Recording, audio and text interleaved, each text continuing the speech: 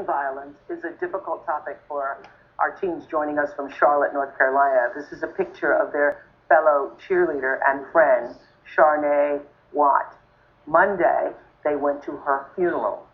Police believe that Charnay was gunned down by her ex-boyfriend. And all of her friends have gathered today in North Carolina there to talk to us. So Charlie, tell us about Charnay. Charnay was one of a kind. She was very determined and driven. Whatever task she had, you wouldn't have to worry about her completing it. She was very intelligent. She made good grades. She had a spunky attitude and was very energetic.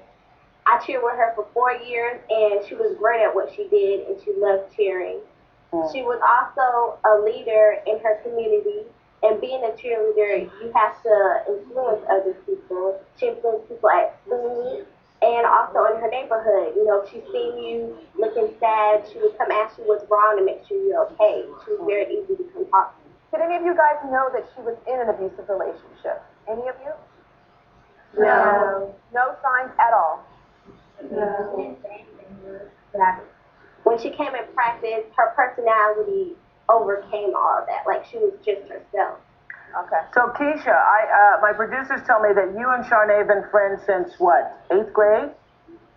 I met her in 8th grade when I moved back to Charlotte, and I remember seeing her in the hallway, and she was all very loud, and everyone was surrounding her, and she was just having a good time, and that's just the same personality she carried up to her senior year. Up to her senior year. So why do you think, if you've been friends since the 8th grade, she didn't tell anybody? Did she think she was in love with this guy? I guess she was in love, or she thought she was in love, because like you said, love doesn't hurt. I really can't say why she didn't tell anyone. Did you guys sense anything with the guy that she was dating? Did you see any warning signs with him? Yeah, did you like the guy? We didn't know. We didn't know him. Wow. He seems like really nice because he used to always come to her games and support her. Like, he used to come see her cheer and come with her mom and stuff. So we always thought like he would support her, and he was like a good person. What do you think of all this now? You know, obviously you just buried your friend, and there's sadness and grief about that. And then you hear about Chris Brown and Rihanna and what allegedly happened with them. What are you all thinking and saying to yourselves about this? It was kind of like a slap in the face, because everyone expected Rihanna to step up and, you know, be a role model, but she kind of didn't, because she went back to him and she accepted what he did to her. And I mean, we're hoping that Charnay, what happened to her, people will look at it and realize that this type of situation isn't for you. And it's kind of sad, because she's just an ordinary girl with a very bad ending to her story. Oprah, I want to talk about that. When a lot of people are saying that Rihanna is a role model and she should have done the right thing and just left him. What we have to understand, and even when I saw when she was on my show, she is a normal girl. You know, just like a lot of kids, she had her parents fighting, you know, and felt helpless. You know, she's from Barbados. She's not from a lot of money. You know, she's a normal girl, just like everybody else that's watching your show right now.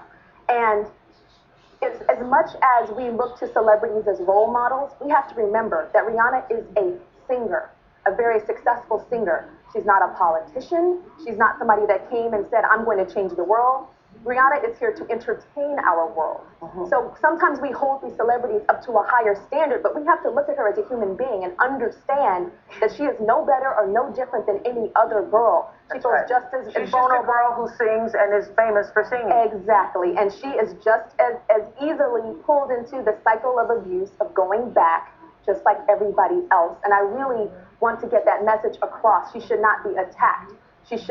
We need to send her love and hope for her to make the right decisions for herself. I think we need to send love to both of them. I agree. I think this show, for me, is about sending love for both of them. For him to be healed and for her to be healed also. This isn't about attacking anybody, but to use it as a moment that we can all grow from. Well, last week, Charnay's ex-boyfriend, Gary Daniel, was charged with murder, and he has yet to enter a plea. And what we're hoping is that Charnay's story will get her friends talking to each other. And hopefully, because if it's 1 out of 3, then that means somebody else in this group has seen it and knows it. Wow. Yeah, and hopefully someone's life will be saved by all of us talking about it. Thank you, ladies. Thanks for talking to us. We'll be right back. Bye. But it's true. You need to heal with love.